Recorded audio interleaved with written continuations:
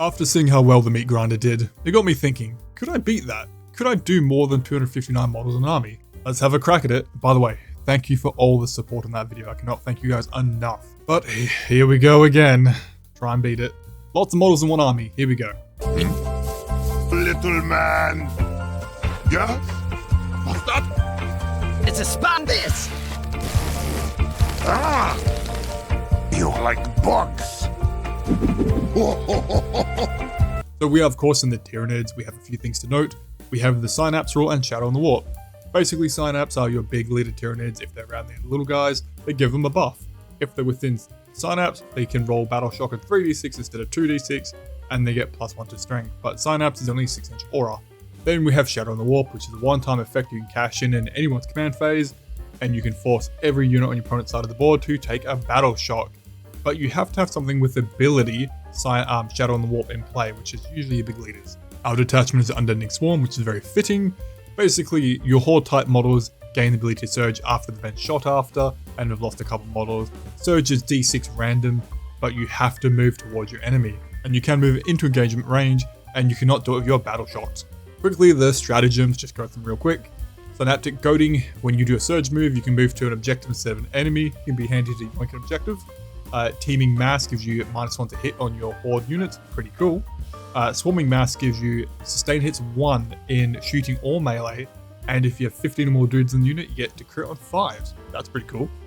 Unending Waves lets you just resurrect a unit of Horde. That's kind of nuts, not gonna lie. Bounding Advance, you can auto advance 6, not bad. And then Preservation Imperative, you cannot be pretty much hit with blasts. You're considered less than 5 models in the unit. First up, leading the army, the Swarmlord. The name is in the job, people. He's a unit at 8-inch move, T10, 2 up save with a 4 up invuln. You're always taking the invuln, probably. Only 10 wounds, I feel like it should be more. Leadership, on a 7. OC3, not great. He has Shadow and Warp and the Synapse. He's our leader. We need to hide him and keep him alive. He's got some pretty good shooting. He's got a very powerful heavy bolter equivalent, but as a flamethrower, at 18 inches, and some okay melee at 923.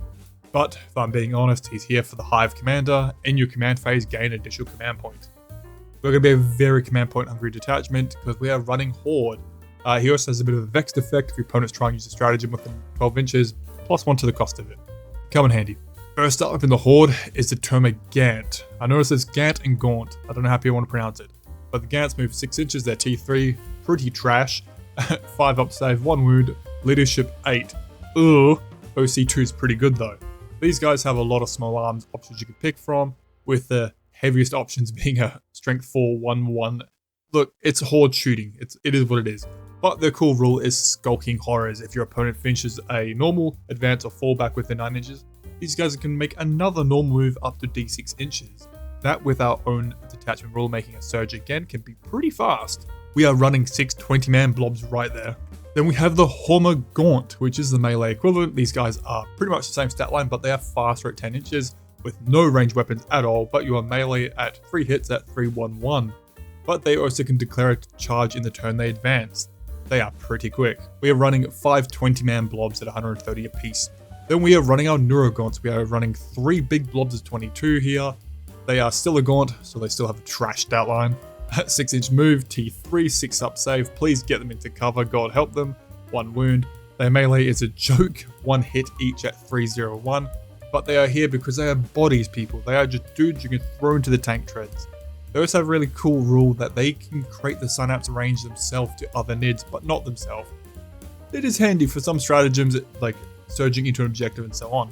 I have 1 half squad here of Gargoyles at 10 man. They're here because of Deep Strike. They can come down, we can do an objective. They move pretty quick at 12 inches, and they can also move after shooting another 6 inches, plus a surge. They're pretty quick. Then we have 1 little spicy Biovore here.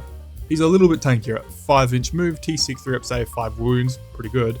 You will never shoot with him, you'll always use his Seed Spore Mine ability, which instead of shooting you can create a Spore Mine. Put it on the board within 48 inches of him, indirectly of course, and up to 9 inches away from your enemy. It's used to create choke points, block movement, and if they have to move past it, it can detonate, hopefully do a mortal wound. But it's really here to move block your opponent. And because I'm a real cheapskate, I'm going to make the argument. The Biovore, across the length of the game, will make at least 2 Spore Mines. Gets me 300 models. Calling it. 300 models right there. And that is what 298 models, not including my spore mines, would look like at 1995. God help you, you absolute degenerate for trying to run this. In terms of breakdown, you've got your 100 melee dudes there, you've got 120 shooting dudes there, your 66 neurogaunts, a little half squad of gargoyles, and your two kind of leaders right there. Pros and cons, and there's a lot of cons to this. Pros, 298 models, it's a lot to deal with. Good luck to your opponent. You automatically screen out your opponent. Your board presence is that big and expanding, there will not be room for your opponent to deep strike and get in there. Move blocking is real, especially thanks to that Biovore. You are the king of objective control, there's no question there. Anti-tank feels terrible into you. One laser cannon or a melter gun turning a gaunt to just ash. Ugh, what a loss it is to him, but we keep going and winning. We are very fast. It's also a pretty fun different win condition. You know you won't kill things, but you can just throw your dudes into their vehicle, into their guys, buy time. They can't score objectives, they can't move. You might chip them down eventually, but it's interesting. The cons. It's 298 models. You will need movement trays to get the thing going. Painting is not even achievable. I don't know who would paint that many models. It is kind of pricey to run a Horde army, we all know that. The time. The games would take forever. Oh my god, especially because you have to micro this hard to win. To get your shooting value, your movement value, your charge value for nearly 300 models, it's a time drain. Anti-Horde will probably win the game automatically against you. If they have lots of flamers, lots of bolt guns, you're gonna cry. And your strength and AP is pretty poo-poo. And that is probably one of the dumbest ideas I've ever done for Warhammer. Like, at least with Imperial Guard, you've got grenades, you've got melter guns, you've got plasma guns. But I'm not gonna lie, Tyranids right now in 10th edition, been pretty rough. Your melee is not great compared to other armies. Your tankiness is not there. Your range lethality is kind of a joke, I feel, half the time. You've got a couple of good ones. But I wanted to see theoretically where we could get to, and I'm going to claim 300 models, including the spore mines. We can get there, which is insane to think about, but it's trash mobs all day long. That is it. It's a short one. It's a dumb idea. It shouldn't win games. I'm telling you it shouldn't. If it does, well, that happened, I guess. But thank you for watching. If you enjoyed it, give the video a like and a sub. It helps me out a lot. Thank you for everything, guys. You've been great support. And thank you to my patrons as always. I cannot thank you guys enough. I think that's it. And goodbye. We are planning 11th edition more and more, I feel.